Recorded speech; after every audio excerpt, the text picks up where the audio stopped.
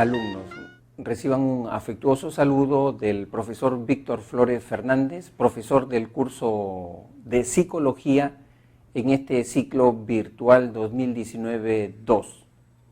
El día de hoy vamos a abordar ya nuestra última clase, ¿no?, que es la semana de repaso, la semana 19.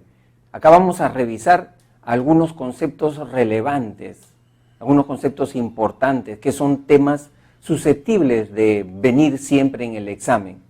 Y como siempre, cualquier duda que ustedes tuvieran, por favor plantearla, ¿no? Entonces vamos a empezar con el ítem número 1 de nuestra práctica 19.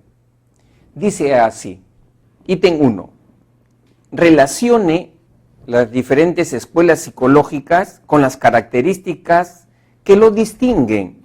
Así, en el enunciado 1, funcionalismo. A ver, ¿qué característica es compatible con el funcionalismo? A, usan como único método de investigación la observación interior. Lógicamente el funcionalismo no utilizó este método. B, define la psicología como la ciencia de la conducta observable. Tampoco no corresponde esta característica al funcionalismo. C, concluyen que la conciencia es útil para que la persona se adapte. Esta es una característica del funcionalismo. Para ellos lo importante es conocer, tener información sobre datos, conocimientos que sean beneficiosos para el ser humano, ¿no?, y que ayuden en su labor de sobrevivencia. Por eso que la adaptación es clave. Por lo tanto, entonces, el 1 se relaciona con la C. Estructuralismo. A, usan como único método de investigación la observación interior. Claro, es la observación interior, pero no solamente la observación interior, sino la experimentación, ¿no?, la experimentación de las vivencias interiores, ¿no? Y en ese sentido, el estructuralismo se relaciona entonces con la característica A. Y finalmente, el conductismo define a la psicología como la ciencia de la conducta observable. O sea, para el conductismo solamente debemos de estudiar respuestas que nosotros podamos detectar, que podamos medir. Para el conductismo, entonces, esa es la esencia de la psicología. Entonces, en la pregunta 1, la respuesta correcta viene a ser la B, ¿no? La B. Seguimos. Pregunta 2. El maestro de psicología de Francisco explica el comportamiento agresivo de la gente por la existencia de factores genéticos que así lo determinan. El docente está utilizando como marco de referencia el enfoque psicológico llamado... Si estamos hablando de que existen 5 enfoques en psicología, ¿no?, y si en este enunciado hacen referencia a factores de carácter genético, biológico, evidentemente que la respuesta es que se está utilizando un enfoque biopsicológico. La respuesta correcta entonces es la D. Toda explicación que tenga que ver con el funcionamiento del cerebro, con el funcionamiento, la conducta explicada en términos de neurotransmisores, de hormonas, genes, ¿no? Yo soy agresivo porque tengo el gen de la hostilidad dentro de mí, ¿no? Esa es una explicación biopsicológica. Pregunta 3. Cuando un investigador demuestra la eficacia de la técnica pedagógica ABC en el aprendizaje de la aritmética en sus estudiantes, ha utilizado un método de investigación. Entonces, acá hay que estar observando que los términos, ¿no?, claves para dar una respuesta, acá es la eficacia de la técnica pedagógica, ¿no? O sea, la técnica pedagógica es un programa que podemos nosotros manipular, o sea, hacerle algunas modificaciones. Si a una variable yo la puedo modificar, ¿no?, ¿no es cierto?, dosificar, hacerle modificaciones, entonces es una variable independiente. Y si la puedo manipular, entonces ahí encaja muy bien ya lo que es el método experimental, ¿no? Incluso el mismo término eficacia te está señalando, ¿no?, una respuesta. Entonces la respuesta correcta para la 3 es la C, el método de investigación experimental. Pregunta 4. Relacione las siguientes funciones con sus respectivas bases orgánicas. Entonces, el enunciado 1 dice, produce reacciones emocionales e interviene en la creación de los recuerdos. Produce reacciones emocionales e interviene en la creación de los recuerdos. ¿Cuál es la estructura que tiene que ver con el procesamiento emocional? Evidentemente la amígdala cerebral, ¿no? Tenemos que la 1 se relaciona con la B, con la amígdala cerebral. 2. Integra información referida al calor ambiental. ¿En qué área del cerebro se procesa la sensación de la temperatura? Evidentemente en el área somatosensorial. Y esa área somatosensorial se encuentra en el lóbulo parietal. Entonces la 2 se relaciona con la C. Y finalmente, el enunciado 3, produce y mantiene movimientos voluntarios conscientes. O sea, ¿cuál es la estructura que tiene que ver con el control de los movimientos voluntarios? Peinarme, por ejemplo, ¿no? Escribir, cruzar las piernas, es el lóbulo frontal, porque en el lóbulo frontal se encuentra el área motora. Entonces, ahí la respuesta correcta en la 4 viene a ser la C.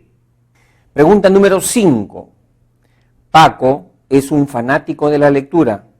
Cuando él lee una obra literaria, puede entender el mensaje que quiere dar el autor, gracias al área de... ¿Cuál es el área especializada en descifrar signos lingüísticos?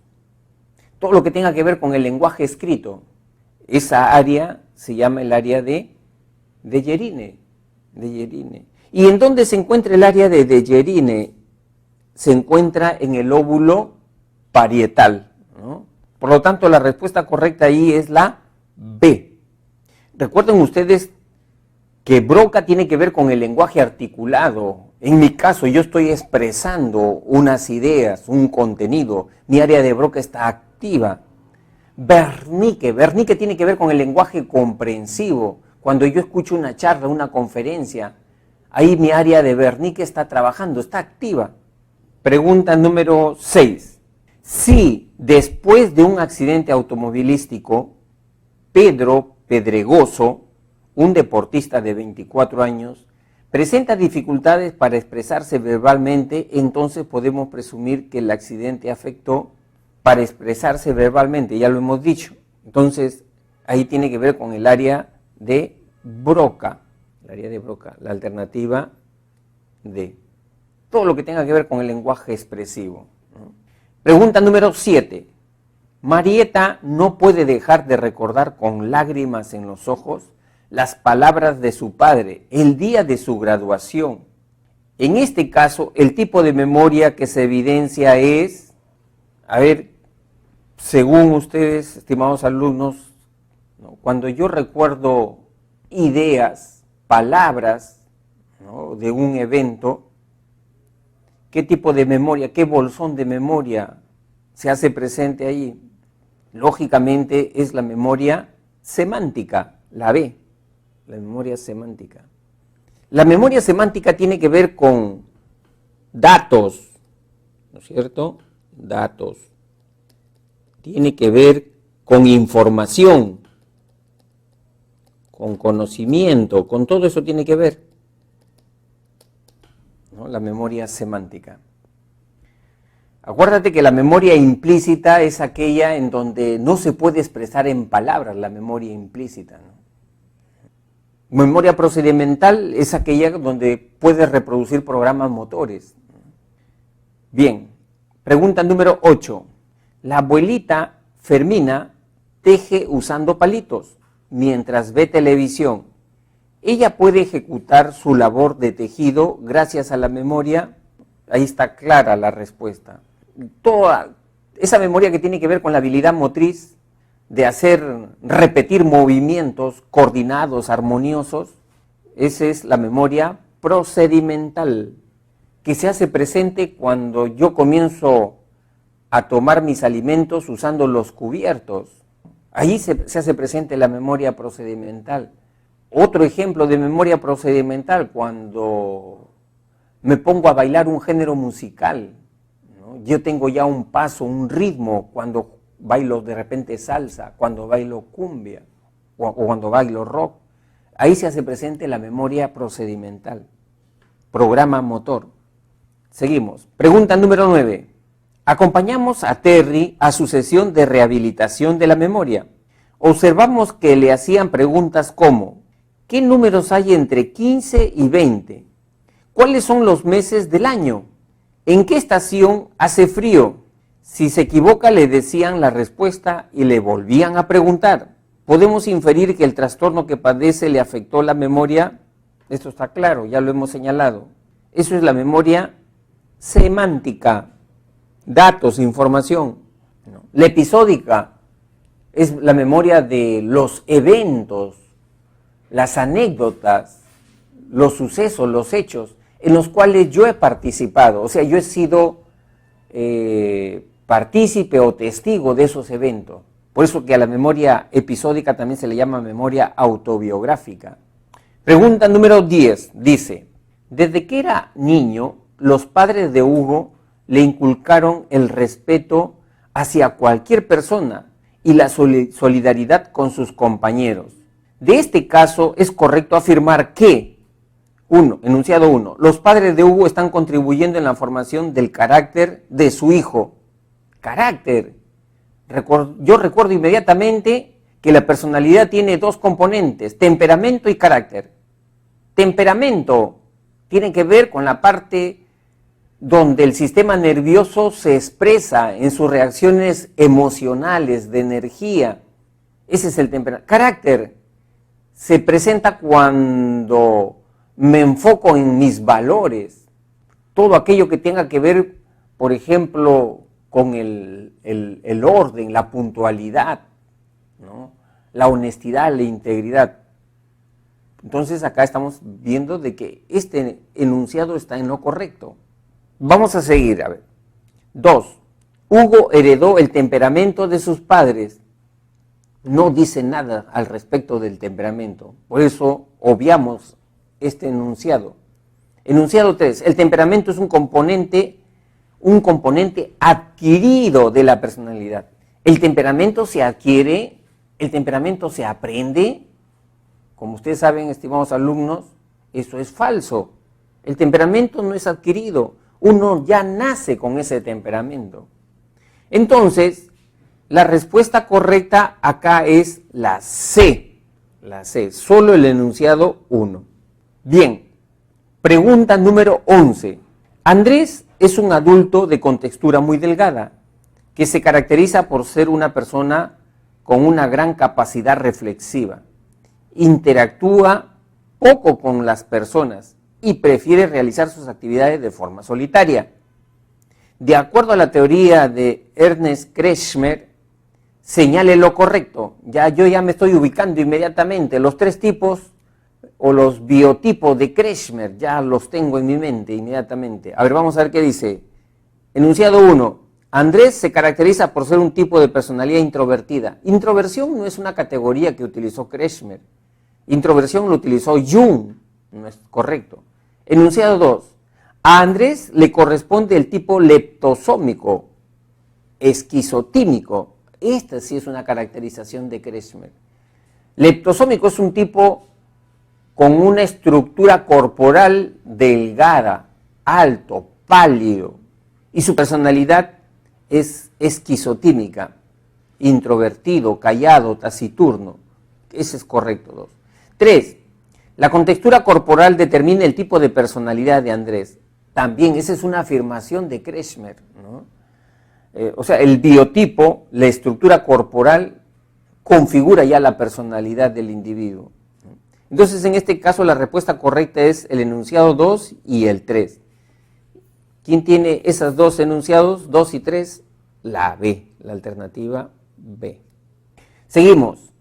Pregunta número 12. José Luis es un músico profesional que destaca, por encima de todo, en dedicar su vida a la música. Es compositor, brinda clases y quienes asisten a sus presentaciones disfrutan de su talento y esfuerzo. De acuerdo a la teoría de Gordon Allport, dichas características de José Luis constituyen un rasgo. O sea, la idea está buena, pero acá lo que falta precisar, ¿cuál es el rasgo? Porque no lo señala. O sea, a mí que me guste la música, eso no es rasgo. Eso no es rasgo. Que me encante la música no es rasgo. Un rasgo podría ser, soy una persona sensible, soy una persona emotiva, eso es rasgo. Acá no lo está diciendo, le faltó precisión, ¿no? Pero la idea está buena, la idea está buena. O sea, si es una persona apasionada en lo que hace y es una persona muy sensible y se le nota su sensibilidad en todos los ámbitos en el cual él se desenvuelve, con sus amigos, en el trabajo, en su barrio, todo el mundo lo conoce que él es así ya, sensible, entonces ahí sí ya estamos viendo que su rasgo, según, ¿no?, Gordon Allport, es rasgo cardinal. Pregunta número 13. Dice así: cuando acabó el colegio, Piero viajó a la capital a vivir con sus tíos paternos. Allí pudo observar cada día cómo sus tíos eran puntuales y ordenados en sus actividades. Ahora él ha adoptado dichas características en su forma de ser. En relación al caso, el enfoque que explica las características adquiridas en la personalidad de Piero se denominan. Entonces, acá nos está pidiendo, ¿no?, ¿qué enfoque podría explicar mejor este tipo de conductas? Es evidente que es el enfoque cognitivo-social, porque este enfoque le da mucha importancia al aprendizaje por imitación, ¿no?, al aprendizaje a través de un modelo, ¿no?, el aprendizaje a través de la experiencia de otras personas, ¿no? Entonces es el enfoque cognitivo-social. Pregunta número 14. Dunia es una estudiante que últimamente se siente muy agotada. Ella ayuda todas las tardes en el negocio de su madre y no le alcanza el tiempo para practicar los cursos. Una semana antes de rendir su examen de admisión, a ella le duele fuertemente la cabeza, siente mucha tensión en el cuello, se encuentra muy ansiosa, piensa que quizás no va a ingresar y llora constantemente. De acuerdo al caso, señale lo correcto. 1. La vivencia de Dunia ilustra un caso de distrés. Hay dos tipos de estrés: el eustrés, que es el estrés bueno, y el distrés, que es el estrés malo. En este caso es distrés, ¿no? Y efectivamente, Dunia está pasando por un mal momento, ¿no? Es distrés. Está bien, el enunciado 1. Enunciado 2. Las características de Dunia constituyen un trastorno de personalidad. Esto no significa un trastorno de personalidad, pues, ¿no? Son reacciones típicas ante una sobrecarga emocional, ¿no? Pero eso no es trastorno de personalidad. Trastorno de personalidad es una conducta desadaptativa que se mantiene a través de años ya en la persona. Enunciado 3. Dunia presenta reacciones a la tensión en todas las dimensiones. Esto es correcto. Por lo tanto, la 1 y la 3 son correctas. La 1 y la 3. La respuesta que tiene la 1 y la 3 es la alternativa C. Pregunta número 15. Dice así: Luana actualmente es una exitosa profesional. Ella logró ingresar a la universidad y ser una estudiante destacada. A pesar de las dificultades económicas que presentaba, pues se esforzaba cada día por superarlas. Estudiaba en las mañanas, trabajaba en un horario de medio tiempo en las tardes y así pudo costear los gastos de estudio. En las noches, al regresar a su casa, se quedaba practicando lo aprendido en sus clases. El concepto que ilustra el caso de Luana se denomina. Acá se ha querido resaltar cómo las personas a través de situaciones adversas salen airosas, superan y alcanzan el éxito.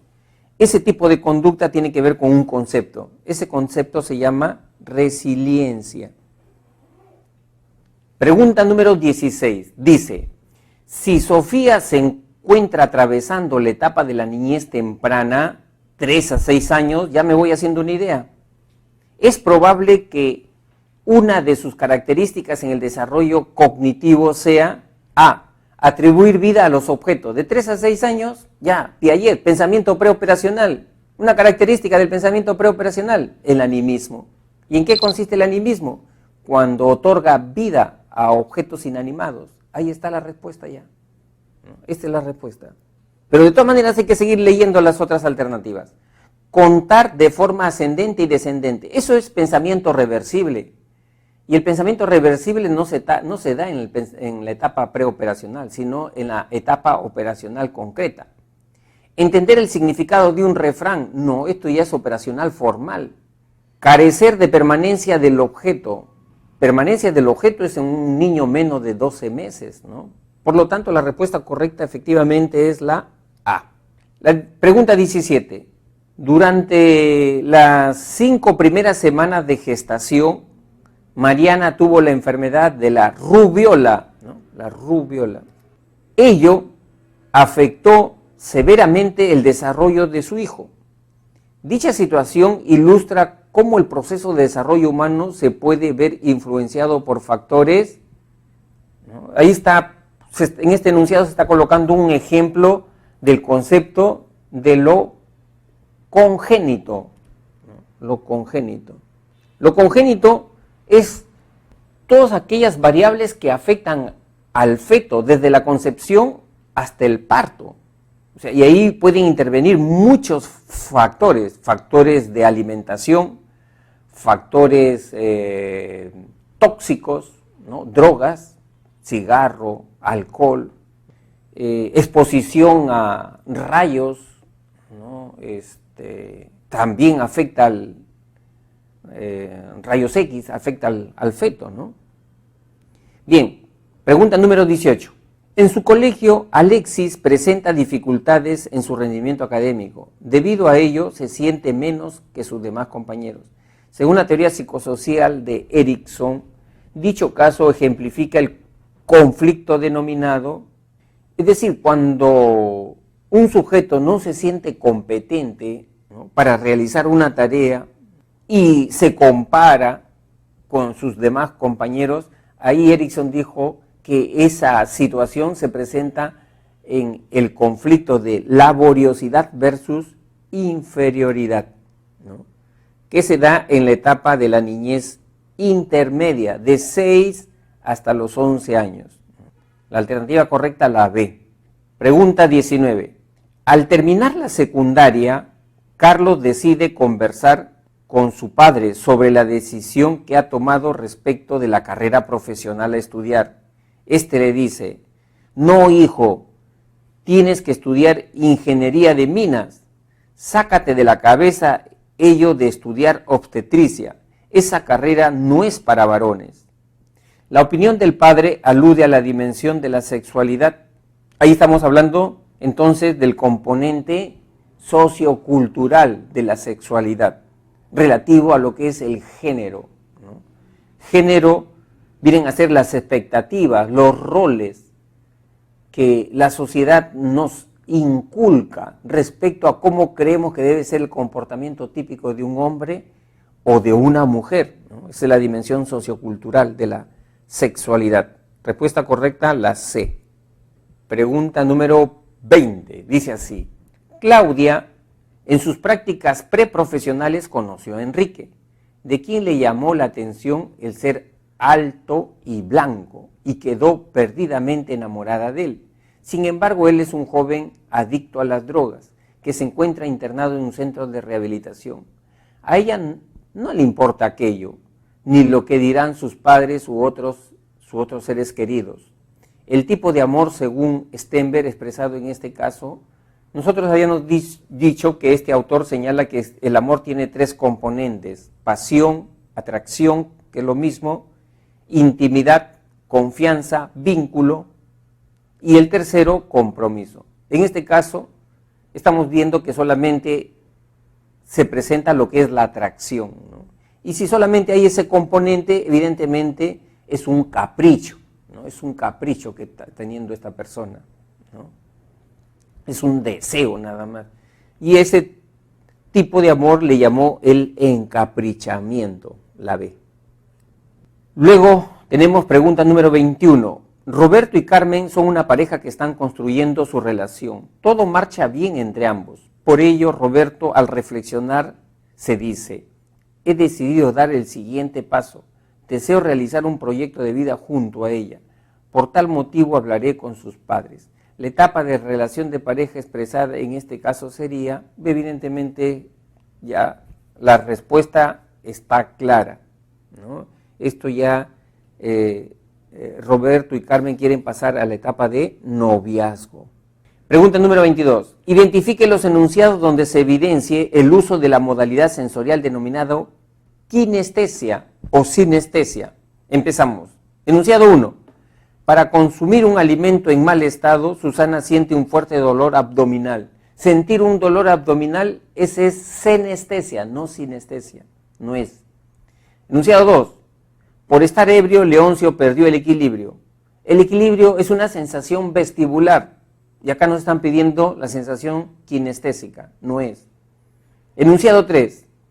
Para llegar temprano a su trabajo, Carlos tiene que correr un largo trecho. Cuando yo tengo que caminar, tengo que correr, flexionar los brazos, mover los brazos, ahí evidentemente voy a experimentar una sensación sinestésica. La sensación sinestésica tiene que ver con el movimiento de postura, de segmentos de nuestro cuerpo. Cuando flexiono brazos, rodillas, esa es sensación sinestésica. ¿Quién me da esa información? Los músculos, las articulaciones, los tendones. Por lo tanto, en la pregunta 22, la respuesta correcta es la D. Pregunta 23. Al explicar las leyes de la percepción, el profesor presenta el siguiente ejemplo. Alumnos, cuando estamos en clase, ustedes me están observando. Pero si yo les digo, no me miren a mí, miren la pizarra, yo pasaría a un segundo plano. Pero si después les vuelvo a pedir que no miren a la pizarra, mírenme a mí, el profesor estaría ejemplificando la ley de la percepción denominada. Esa ley que nos habla que existen dos elementos siempre en un campo perceptivo, hay dos elementos, ¿no? Un elemento que destaca y otro elemento que permanece en el contorno, vago, impreciso. Esa ley se llama la ley de figura y fondo, ¿no? La alternativa A, figura y fondo. Acuérdense de pregnancia. Pregnancia es la buena forma, ¿no? Es decir, cuando yo veo un estímulo, así el estímulo para las demás personas aparezca como un estímulo vago, impreciso, ¿no? Vago y bien impreciso, para mí, yo sí le encuentro una buena forma. Entonces, cuando yo le encuentro esa buena forma, para mí eso es pregnancia. Por ejemplo, me voy al médico, ¿no? El médico me chequea y me dice, bueno, con los análisis usted tiene una infección y me receta un antibiótico. Me escriben la receta y me dicen el antibiótico, yo ya voy a comprar, salgo del consultorio, me olvidé el antibiótico que me había recetado, pero ahí está la receta. Ustedes saben que los médicos no tienen buena letra, ¿no? Su letra es ilegible. Sin embargo, yo comienzo a visualizar la letra de ese médico y ahí voy notando un garabato que para mí es la A. La otra es la M. La otra, la O. ¿Qué cosa dice ahí? Amoxicilina. Amoxicilina. O sea, yo logré visualizar de todas maneras esa palabra ahí dentro de ese garabato, ¿no? ¿Qué he experimentado en ese momento? Una pregnancia. Pregnancia es la buena forma. Bien, seguimos. 24. Estaba tan lejos, se quedó dudando si la persona a quien vio era o no su padre. De lo que sí estaba seguro era que en una próxima oportunidad tendría que acercarse más para lograr reconocerlo. La cita hace referencia a la propiedad de la sensación denominada entre identificar y reconocer a un estímulo. Eso tiene que ver con el concepto de umbral, ¿no? Umbral absoluto, la B. 25. Durante una discusión en la estación del Metropolitano, una persona le dice a otra, yo respeto la cola para que haya más orden, Subamos al bus con tranquilidad para que no haya accidentes. En mi caso le responde la otra persona, respeto la cola porque hay un policía que está supervisando. Dice, porque por mí ya me hubiera colado, entre comillas, ¿no? Porque está en sentido figurado. La cita hace referencia a los niveles de razonamiento moral llamado, en el primer caso estamos hablando cuando la persona ya tiene internalizado un valor, una norma, ¿no? O sea, yo soy una persona responsable, soy una persona puntual, soy una persona respetuosa, tengo interiorizado ya un valor, ese es el nivel convencional de Kohlberg. Y cuando la persona se mueve por un resorte externo, ¿no? Es decir, yo lo hago porque, bueno, hay un premio, pues, por eso yo lo hago, porque hay un incentivo, por eso lo hago. O de repente yo lo hago porque me dijeron que tenía que hacerlo, simplemente yo obedezco órdenes. O sea, hay un factor externo ahí. Cuando hay un factor externo, como en este caso, ¿no? Por el policía que está presente allí, a ese nivel se le llama un nivel preconvencional. Entonces, la respuesta correcta acá es la C. La 25, la C. Hay que diferenciar bien esos tres niveles de desarrollo moral, ¿no? Preconvencional, convencional y postconvencional. Postconvencional es cuando yo ya tengo un principio ético interiorizado dentro de mí, ¿no? O sea, yo soy una persona íntegra y soy una persona íntegra en cualquier condición, en cualquier situación. O sea, yo siempre digo la verdad, ¿no? Aunque duela de repente, o aunque me duela a mí también, siempre digo la verdad. Ya esa es una persona ética. Esa persona cuando se mueve así ya por un principio ético universal, ya está en el nivel postconvencional. Pregunta número 26. Dice, al fin pude terminar mi carrera, yo soy profesional y tengo un trabajo estable. Sin embargo, tengo dudas de que si ya debo formalizar mi relación de pareja y tener familia o continuar con mis estudios de posgrado.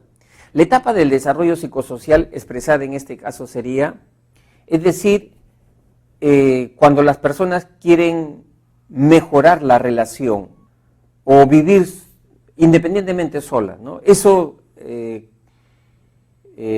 Tomás Erickson le habló sobre el conflicto de intimidad versus aislamiento, la alternativa B. Pregunta número 27, dice, luego de haber obtenido el grado de magíster, Héctor está realizando sus estudios de doctorado, el cual está por terminar. Además, pronto publicará su 5º libro y ha sido invitado como expositor principal en el Congreso Internacional de Psicología. Sin embargo, ahora tiene dificultades visuales y se cansa más rápido que antes. La etapa de desarrollo humano en la que se encuentra, o sea, esa etapa en donde hay la mayor productividad intelectual, profesional, laboral del individuo y donde comienza a haber una disminución de la agudeza sensorial, visual, auditiva, esa etapa se llama la etapa de la adultez intermedia, que es de los 40 a los 65 años. Alternativa C. 28. Raúl es un niño de 4 años que es llevado por su madre a una fiesta infantil de su mejor amigo. La madre le informa que si se porta bien en la reunión y baila en la fiesta, le va a comprar el dulce que más le gusta. La madre está haciendo uso de una técnica, más que técnica, de un principio conductual denominado, vamos a ponerle acá, corregirlo, no es técnica, es un principio conductual denominado reforzamiento, ¿no? Reforzamiento. Lo está reforzando. Pero también eso hay que entenderlo como, el reforzamiento siempre es condicionamiento. Acá también está otra alternativa como condicionamiento, ¿no? O sea, es un poco también son similares. El condicionamiento es cuando se va habituando a una persona, ¿no? Se va habituando, eso es condicionamiento.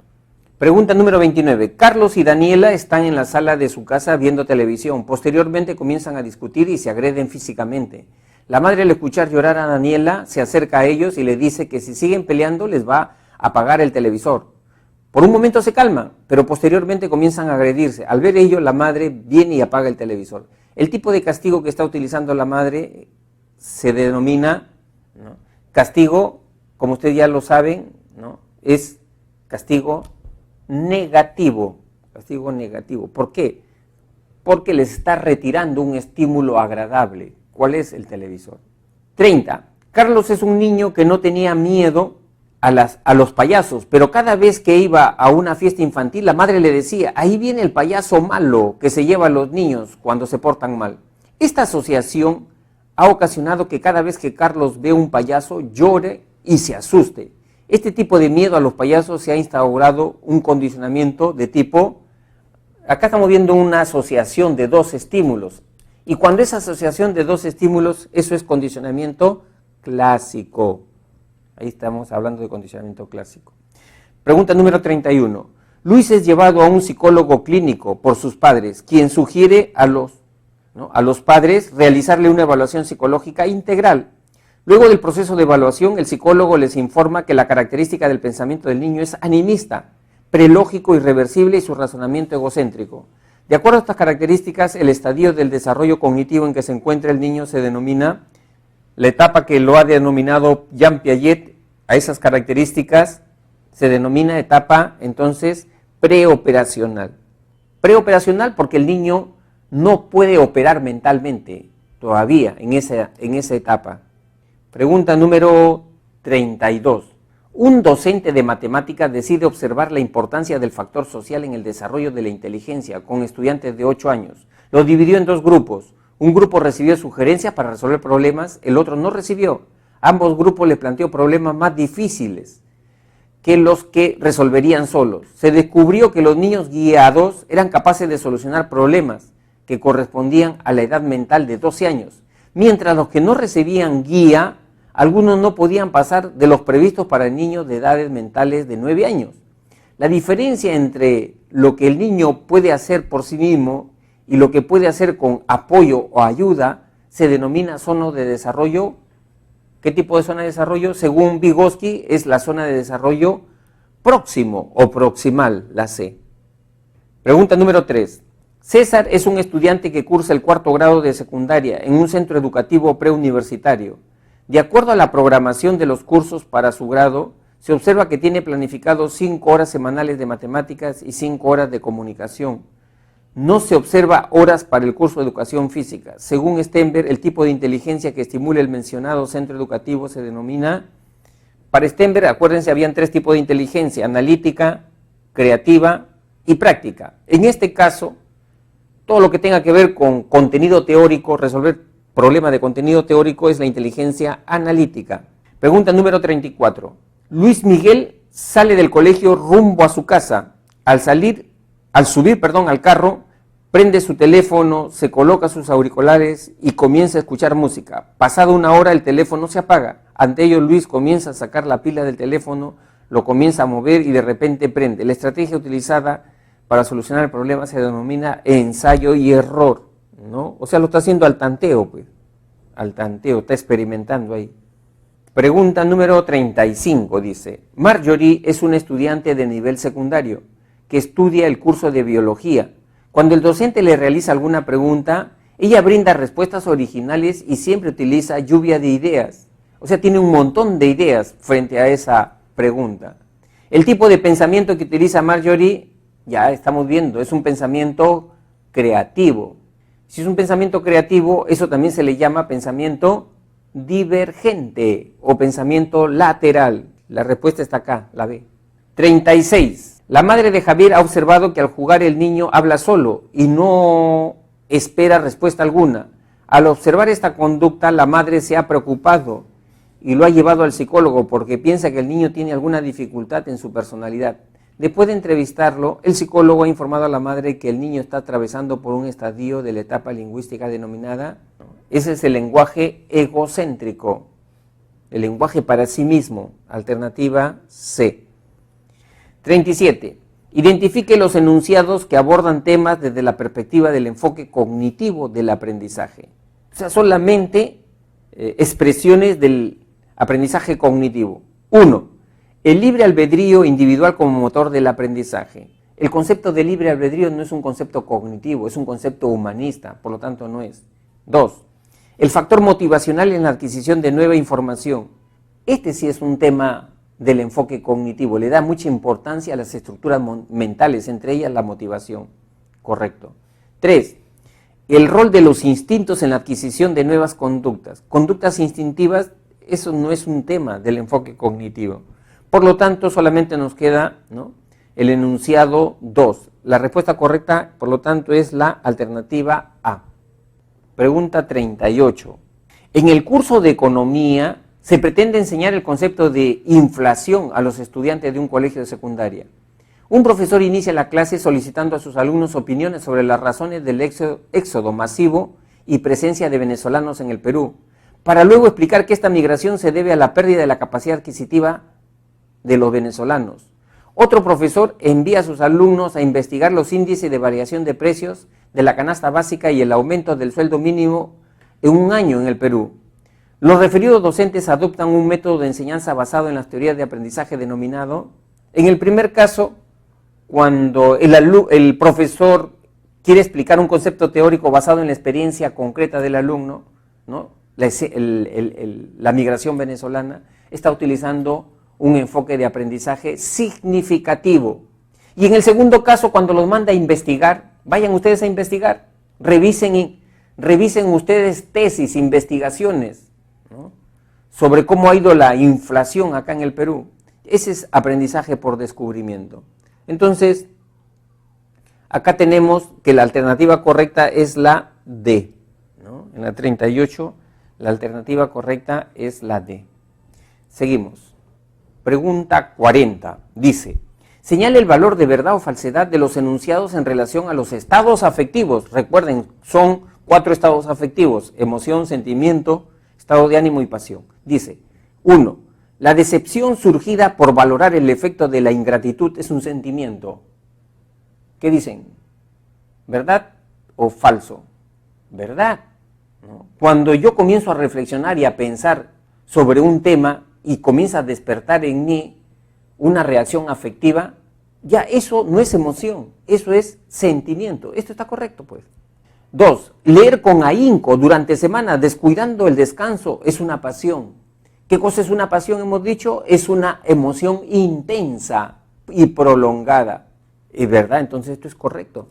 3. Tener permanentemente la sensación de optimismo es una emoción. No.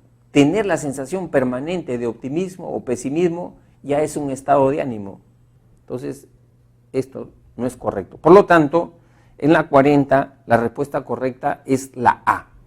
Pregunta 41. En su libro titulado La expresión de las emociones en el hombre y en los animales, Charles Darwin expone la tesis sobre su enfoque evolutivo de las emociones.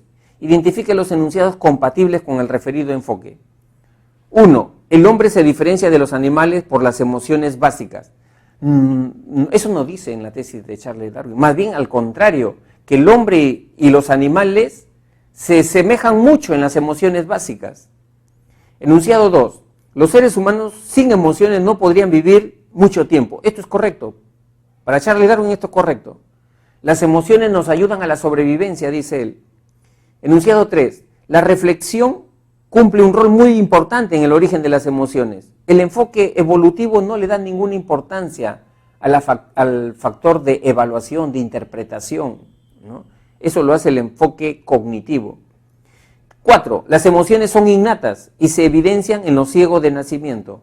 Esta es también una afirmación propia del enfoque evolutivo. Nacemos ya con 6 emociones básicas: miedo, alegría, tristeza, cólera, sorpresa y asco. Ya nacemos con esas emociones, dicen ellos. Entonces la alternativa correcta es la 2 y la 4. 2 y 4, la B. Pregunta número 42.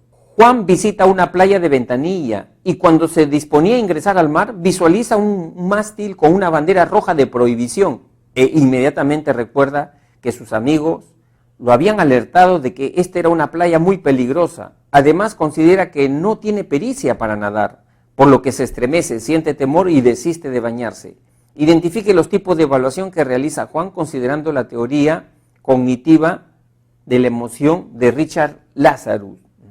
Entonces, acá estamos viendo que Lazarus habla de una evaluación primaria y una evaluación secundaria. La evaluación primaria, acuérdense, evaluar el contexto, la situación, la playa. Si la playa representa una amenaza o no para mí. Esa es evaluación primaria. Y evaluación secundaria ya es una evaluación de mí mismo, ¿yo poseo los recursos para enfrentarme a esa situación o no? ¿No? ¿Tengo la pericia para enfrentarme a esa situación o no? Esa es evaluación secundaria. Entonces la respuesta correcta es la C. Pregunta 43. Un psicólogo en una charla para fomentar la motivación hacia el estudio en los alumnos de un colegio advierte: algunos estudiantes asumen la falsa creencia que para estudiar primero deben poseer un especial estado de ánimo favorable. Sin embargo, lo correcto es que el estudiante primero deba organizarse en torno a un horario de estudio y lo respete religiosamente, para así formar los hábitos de estudio. El factor motivacional que se prioriza en este caso se clasifica como hábito. La palabra clave acá es hábito de estudio. El hábito es un factor conductual, la B. Pregunta 44. Robert, estudiante de arquitectura, al confeccionar sus maquetas sobre diversos proyectos de diseño inmobiliario, generalmente nunca está conforme con lo realizado por él y antes de entregar su trabajo se orienta una y otra vez a realizar mejoras y perfeccionar la presentación de su maqueta. Este caso ilustra el concepto de necesidad. Cuando una persona busca el perfeccionamiento de su labor, siempre busca qué mejorar, siempre busca qué destacarse, o sea, tiene el criterio de excelencia en todo lo que hace. Estamos hablando de una necesidad de logro. Entonces la 44 es la C. 45. Lisa es una joven que tiene como aspiración viajar a Rusia para desarrollar su talento en gimnasia rítmica, puesto que desde niña siempre destacaba en danza en su colegio.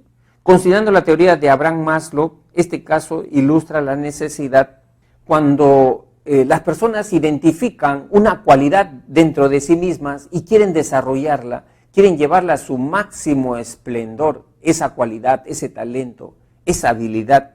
A eso Maslow le llamó la autorrealización, la B. 46. María, madre soltera, corrige un comportamiento inadecuado de su hijo Raúl durante la misa celebrada por el fallecimiento del abuelo Matías, explicándole con firmeza y serenidad el por qué es inadecuado. Raúl no solo cambió su conducta, sino también se mostró arrepentido. Considerando los tipos de familia y estilos de crianza, lo descrito ilustraría una familia y un estilo, ¿no? Punto suspensivo. Entonces, en la 46 tenemos que la respuesta correcta acá es la C. Es una familia monoparental y su estilo es autoritativo, no autoritario, autoritativo, que es sinónimo de democrático.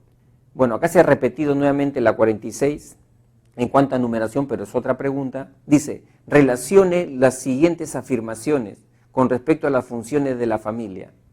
Enunciado 1. Mateo y su esposa Lourdes, que está gestando, ¿no?, saludables mellizos, pronto serán padres nuevamente, ¿no? Ya, todo lo que tenga que ver con la procreación, descendencia, función biológica. 2. Karina exige a Luis que abone el íntegro de la pensión del colegio de Matías. Tiene que ver entonces con un servicio, ¿no? Y ese servicio tiene que ver con la protección económica. Entonces la 2 es con esta función. Y 3. Roberto inculca a su hijo mayor que siempre debe ser puntual y proteger a su hermana Luisa. Función educativa. Entonces acá en la 46 la respuesta correcta viene a ser la C. Pregunta número 47. Debido a las constantes noticias sobre participación de extranjeros en actos delictivos, Raúl ha decidido alquilar cuartos solo a sus compatriotas. El enunciado en relación al término extranjero grafica el concepto denominado. Bien, entonces acá estamos viendo un claro ejemplo de discriminación. Es decir, cuando una persona ya toma una decisión con el fin de excluir a otras por su condición de repente de estatus social, por su condición de repente de región de donde procede o de país en este caso, ¿no? La B. Pregunta 49. Luis eligió una carrera profesional, pero al recoger información real de los que la ejercen, descubrió que en la especialidad donde pensaba desenvolverse, a veces se ejecutan acciones antagónicas con sus convicciones personales y en algunos casos deliberadamente se distorsionan hechos para alcanzar objetivos. Lo descrito ilustraría un conflicto relacionado con los valores, ¿no?, en este caso valores de tipo morales, ¿no es cierto? Valores morales. Pregunta 50, dice, relacione las siguientes afirmaciones con respecto a los factores para identificar la vocación. Muy bien. En el enunciado 1, a Karina le gusta realizar sus actividades al aire libre, en contacto con la naturaleza. Eso tiene que ver con preferencias, intereses, ¿no? La 1 entonces se relaciona con la A. Enunciado 2. Rodolfo tiene facilidad para realizar acrobacias con su bicicleta. Facilidad, destaca en alguna competencia. Eso tiene que ver con talentos, habilidades. Entonces la 2 con la C. Y por último, Silvia puede perder la noción del tiempo para que su trabajo le quede perfecto. Un rasgo, buscar el perfeccionamiento, personalidad. Entonces, en la 50, la respuesta correcta es la D. Pregunta número 51.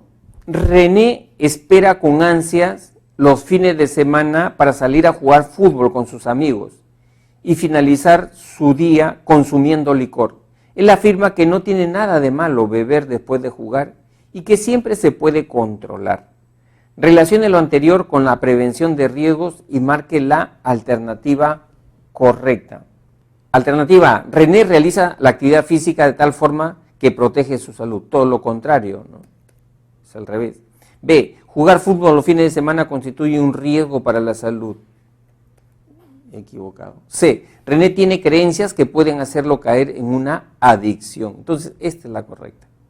O sea, es una persona que por sus ideas puede caer en una adicción. Pregunta número 52. Vanessa tiene un andar lento, camina cabizbaja, habla con un tono dubitativo sobre lo mal que le va y cree que eso no va a cambiar en el futuro. El enunciado en relación a la autoestima describe las áreas, ¿no? En este caso entonces estamos hablando del área conductual, la forma de caminar lento, y afectiva, ¿no? Un rechazo hacia sí misma, ¿no? Una desconfianza hacia sí misma. Entonces, conductual y tenemos en este caso, entonces, y cognitiva. Conductual y cognitiva. Bien, entonces, 53. Relacione las siguientes proposiciones con los tipos de autoestima. Enunciado 1. Karina finaliza después de mucho esfuerzo un trabajo y dice, este trabajo quedó pésimo, no sirve para nada. O sea, pese al esfuerzo que le ha puesto, a las ganas que le ha puesto, al final se critica. Evidentemente estamos ante una persona con autoestima baja. Enunciado 2. Isaías siente que está solo en el equipo seleccionado, pues considera que no se ha evaluado adecuadamente el talento personal de los otros para conformarlo. Es decir, Isaías está, pese a que ha sido evaluado, los demás compañeros de alguna manera los está despreciando. Probablemente Isaías tenga una autoestima exagerada. Y enunciado 3, Celia continúa optimista, cuidando y entrenando para competir a pesar de que aún no ha conseguido ninguna medalla para su país, ¿no? Entonces acá tenemos un ejemplo de autoestima adecuada. Por lo tanto, la respuesta correcta acá viene a ser la C, la 1 con la B, la 2 con la C. Y la última pregunta, 54, dice así, una señora tímida, casi pegándose al cristal del mostrador y acomodándose los anteojos para intentar apreciar mejor los detalles de los productos en exhibición, no atina a preguntar nada durante bastante tiempo. La vendedora, viéndola así, le pregunta si le interesaba algún producto. La señora responde dubitativamente que no, por lo que la vendedora dio por atendida a la cliente. En relación a la comprensión de los demás, la vendedora, recuerden ustedes que en este tópico se habla de 3 tipos de habilidades sociales: la asertividad, la escucha activa y la empatía. Entonces, ¿cuál sería la respuesta correcta? La A, muestra empatía, pero sin, ¿no? Dice, pero sin una escucha activa.